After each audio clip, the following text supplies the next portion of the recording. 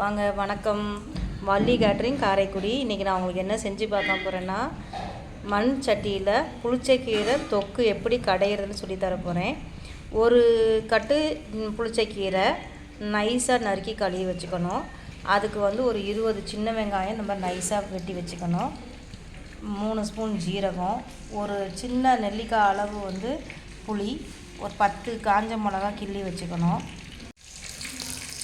இப்போ இந்த இப்போ கழுவுன புளிச்சக்கீரை ரெடியானதையும் மண் பாத்திரத்தில் 4 ஸ்பூன் அளவு நல்லெண்ணெய் விட்டு ஃபஸ்ட்டு சீரகம், சின்ன வெங்காயம், காஞ்ச மிளகா, எடுத்து வச்சுருந்த புளி இதை போட்டு கொஞ்சம் நல்லா பொன்னிறமாக வெங்காயம் வர வரைக்கும் நம்ம வதக்கிக்கணுங்க.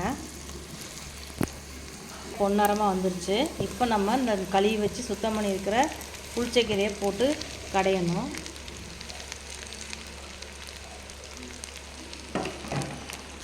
இந்த மாதிரி எல்லாம் நம்ம போட்டிருந்த வெங்காயம், மிளகாய் எல்லாமே சேர்ந்து வர மாதிரி போட்ட உடனே இப்படி கிளறினீங்கன்னா இந்த மாதிரி அமுங்கி வந்துடும். இன்னும் கொஞ்சம் தூரம் கீரை கால் நேரம் மாறுற வரைக்கும் நம்ம பிரட்டிட்டு அப்புறம் 2 கையளவு தண்ணி தெளித்தோன்னா போதுங்க அந்த கீரை வேகிறதுக்கு.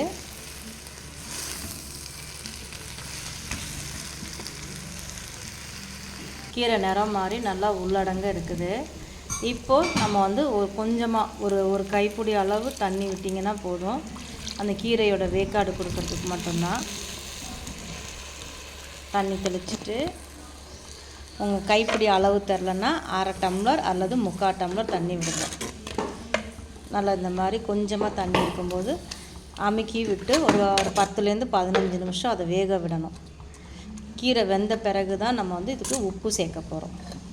இது வேகிறதுக்கு ஒரு 10லேருந்து 15 நிமிஷம் ஆகும். இப்போ 1/4 மணி நேரம் கழித்து பார்த்திங்கன்னா கீரை இந்த மாதிரி மசிஞ்சு நல்லா தொக்கு மாதிரி வந்துடும். நமக்கு இன்னும் கொஞ்சம் சேர்ந்து வரணுன்னா கூட இப்படி ஸ்மாஷர் வச்சு பண்ணிக்கலாம். இல்லைன்னா இப்படியே பாத்திரத்தில் ஒரு ஓரமாக வச்சு அமுக்கினீங்கன்னா கடைஞ்ச மாதிரி வந்துடுங்க.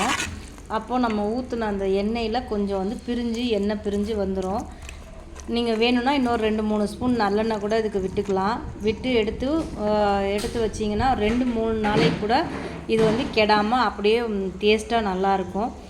சுடு சாதத்தில் நீங்கள் நல்லெண்ணெய் போட்டு இந்த தொக்கை போட்டு சாப்பிட்டா வயிறு புண்ணு, உடல் சூடு குறையும். ரொம்ப நல்லா ருசியாகவும் இருக்குங்க. இதுதாங்க புளிச்சக்கீரை தொக்கு.